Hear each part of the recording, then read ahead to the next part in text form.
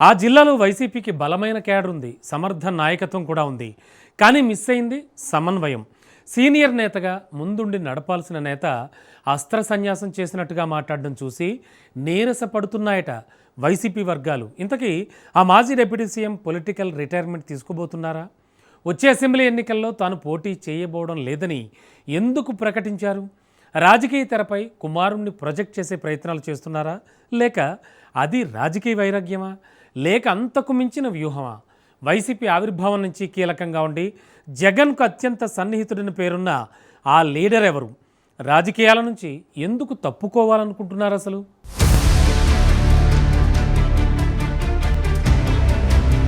శ్రీకాకుళం జిల్లా రాజకీయాలు మిగతా వాటికంటే కాస్త డిఫరెంట్గా ఉంటాయి. జిల్లాలో నరసన్నపేట నియోజకవర్గం ఓ ప్రత్యేకతను సంతరించుకుంది. ఇక్కడ ధర్మాన కుటుంబానిది తిరుగులేని రాజకీయం. దశాబ్దాలుగా యాక్టివ్ పాలిటిక్స్ చేస్తున్న వాళ్లే. ఇక్కడ దశాబ్దాల నుంచి ధర్మాన వర్సెస్ బగ్గు ఫ్యామిలీగా రాజకీయం నడుస్తోంది. మాజీ మంత్రి ధర్మాన కృష్ణదాస్ వైసీపీ తరఫున బగ్గు రమణమూర్తి టీడీపీ నుంచి వ్యవహారాలు నడిపిస్తున్నారు. అయితే రాజకీయాలలో తలపండిన ఈ నేతలు ఇక రిటైర్ అవ్వాలని అనుకుంటున్నారట. అందుకే మెల్లిగా తమ వారసుని తెర మీదకి తీసుకొచ్చి పొలిటికల్ ట్రైనింగ్ ఇస్తున్నట్టు చెప్పుకుంటున్నారు.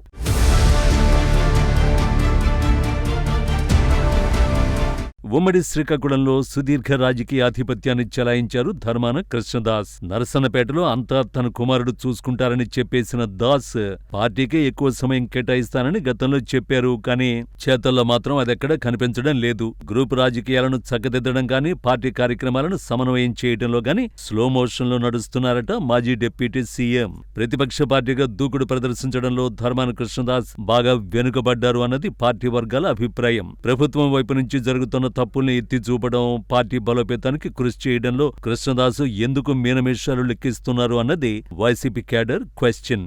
ఈ క్రమంలో ప్రత్యక్ష రాజకీయాల్లో యాక్టివ్ రోల్కు సంబంధించి మాజీ డిప్యూటీ సీఎం కృష్ణదాస్ ఎలాంటి నిర్ణయం తీసుకుంటారనేది ఆసక్తిగా మారింది.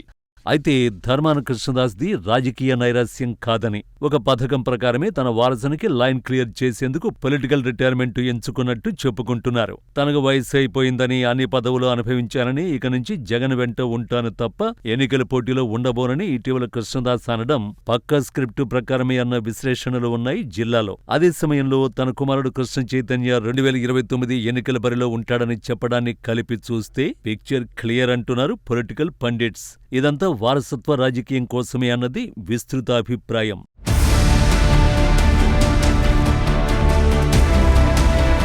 2024లో జరిగిన ఎన్నికలలో కృష్ణదాసు ఓడిపోయిన తర్వాత నియోజకవర్గంలో తన రాజకీయ జీవితం మసగబారుతుందని తెలుసుకున్నారట. కుటుంబ కలహాలు, కుటుంబంలో ఆధిపత్య పోరు కృష్ణదాసు రాజకీయ జీవితంలో మైనస్ గా మారింది.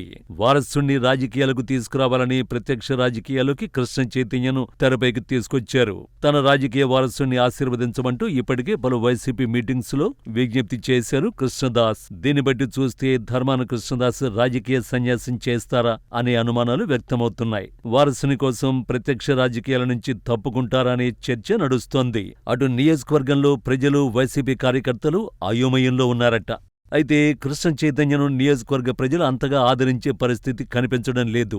గతంలో కృష్ణ చైతన్య వల్ల నియోజకవర్గంలో ప్రజలు, కార్యకర్తలు ఇబ్బందులు పడ్డారనే ప్రచారం ఉంది. అందువల్ల ప్రత్యక్ష రాజకీయాల్లోకి వస్తే మరిన్ని ఇబ్బందులొస్తాయని ఆలోచిస్తున్నారు. ఈ తరుణంలో రాబోయే ఎన్నికల్లో తన వారసుడైన చైతన్యను గెలిపించుకోకపోతే తమ ఇంట్లో రాజకీయం ఉండదని కృష్ణదాస్ ఆందోళన చెందుతున్నారట. అటు నియోజకవర్గంలో అధికంగా వైశ్యులు, కాపులు ఉన్నారు.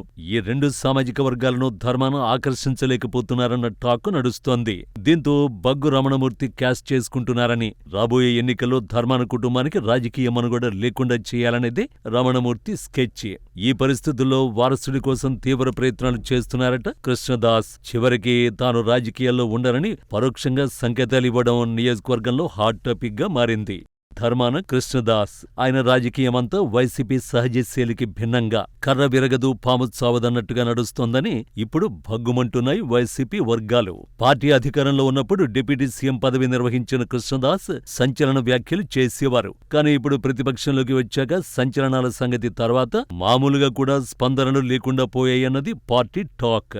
జిల్లా కేంద్రానికి అడపదడప వచ్చి వెళుతున్నారు తప్ప పార్టీ గురించి సరిగ్గా పట్టించుకోవటం లేదని చెప్పుకుంటున్నారు. ముందు ముందు రాజకీయ భవిష్యత్తు ఈ కుటుంబానికి ఉంటుందా? నియోజకవర్గ ప్రజలు తిరిగి పట్టం కడతారా? వేచి చూడక తప్పదు మరి.